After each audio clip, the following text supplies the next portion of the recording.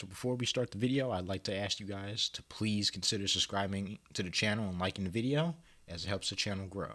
So, let's get into it. So, week 2 of the NFL season is coming up, and for the Chicago Bears, they will be walking in 1-0 into week 2, going against their much-hated rival, the Green Bay Packers, on Sunday Night Football. In this video, as usual, I'm going to give y'all 3 keys to the game on what I think the Bears should do and how they're going to be able to win this game. So, without further ado, let's get into it. What's up, guys? KT here, back at with another video. Today, we're doing the Bears. Week 2 is coming up. Tomorrow we'll have Chiefs and Chargers, which is going to be a great game. But the game I'm really looking forward to is always a pretty good matchup between these teams, even though the matchups haven't really been close, but just the name alone makes this matchup exciting. Packers and Bears on Sunday Night Football, and I'm excited based on what I saw from week 1. I feel like we can build off that performance. So yeah, let's get right into it, starting with the first key. If the first key was important, I say we would need to get our receivers and tight ends more involved this week. I didn't see too many calls for the tight ends, especially Cole Kmet. He didn't even have a catch.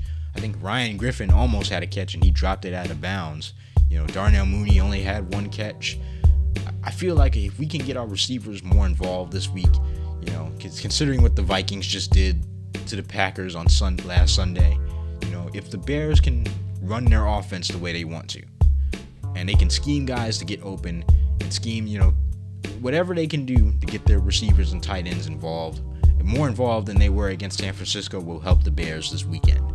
And but you look at the numbers: 1 catch for Darnell Mooney, basically no catches for Cole Kmet, 1 catch basically for Equanimeous St. Brown. Dante Pettis had that 1 big catch. You need to improve on those numbers, and I think they will going into Lambeau. They know they can't have another showing like they did in the first half of the Niners game. So I do think, getting the wide receivers and tight ends, more involved, and, scheming them to be open in the first half, will go a long way. So get the wide receivers and tight ends more involved than you did last week.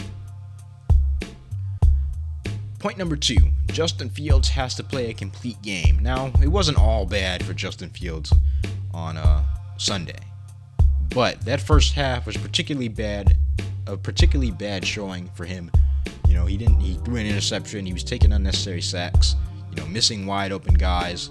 So, but in the second half, you look at what he did in the second half, and he basically played an entirely different game in the second half. I don't know if it was play calling, I don't know if it was more on his end, but either way, going against Aaron Rodgers and the Green Bay Packers, you're going to need to put together a complete performance, and that goes for the offense as a whole. I'm not too worried, about the defense. They played a generally good game the entire game on Sunday, but the offense needs to play a complete game, and it all starts with Justin Fields. If he can put together just a solid game, just one solid game for 4 quarters, that will go a long way against the Green Bay Packers. I know they're not the same Green Bay Packers we faced last year. They don't have number 17, out there. They don't have Zadarius Smith out there. So it's a different Packers team, but they're always dangerous to play when they have number 12 leading them. So playing 4 quarters as an offense and for a quarterback is going to be paramount, because we've seen Aaron Rodgers come back from crazy leads against us, because we played well in the first half. We didn't particularly play well in the second half, or vice versa.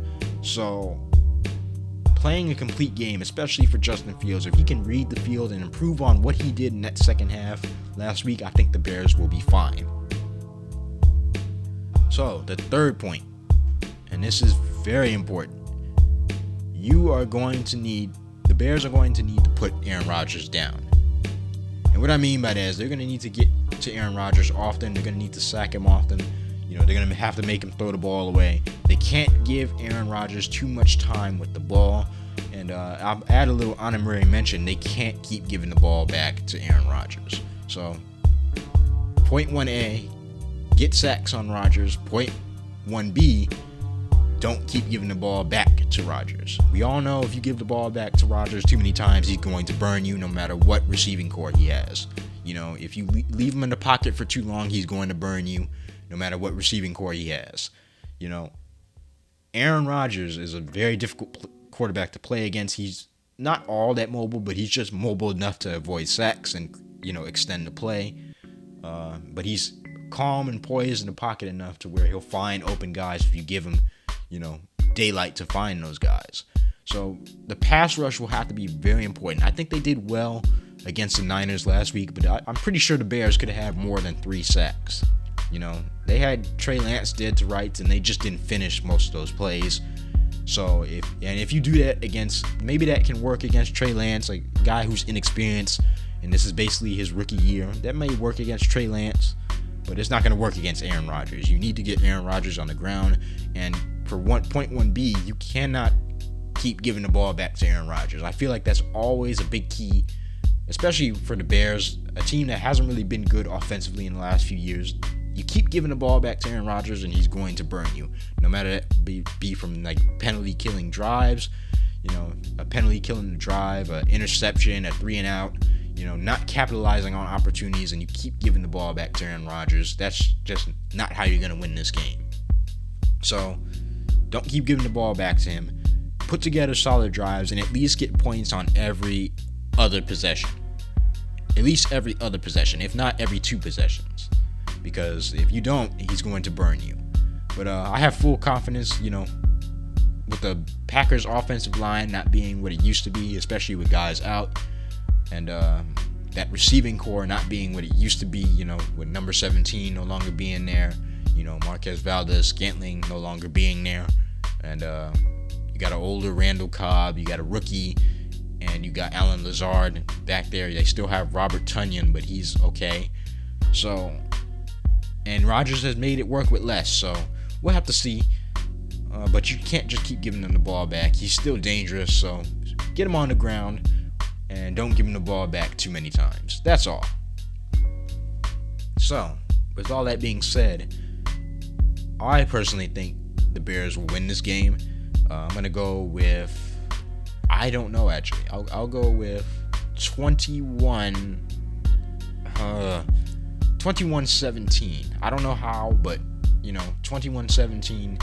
I feel like it will be a low-scoring game, but it can easily turn into a slugfest or an offensive showing, because you never know with Aaron Rodgers.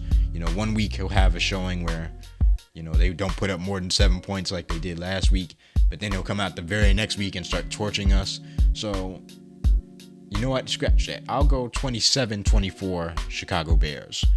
I know that was my prediction for last week, and people are probably saying, we didn't score 27 points last week, which gives you the impression that they're going to score it this week.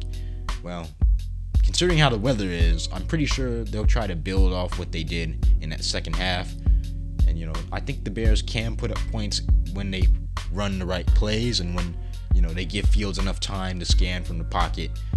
I think they can put up points, but I do think Rodgers will put up more than 7 points on Sunday. So I think 27-24 is a good score to go with. Of course, I'm picking the Bears because, can't give those cheeseheads too much credit. So I got the Bears winning. Hopefully that's what happens on Sunday. I feel more confident than ever knowing that number 17 isn't out there for the Green Bay Packers and they've lost some people. But you never know with this matchup. It can go either way every time they meet. So, if you guys enjoyed this video, please consider subscribing to the channel and liking the video, as it helps the channel grow. Hit that notification bell so you get notified every time I drop one of these Bears prediction videos.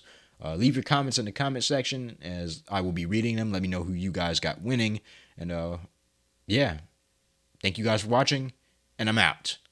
Peace.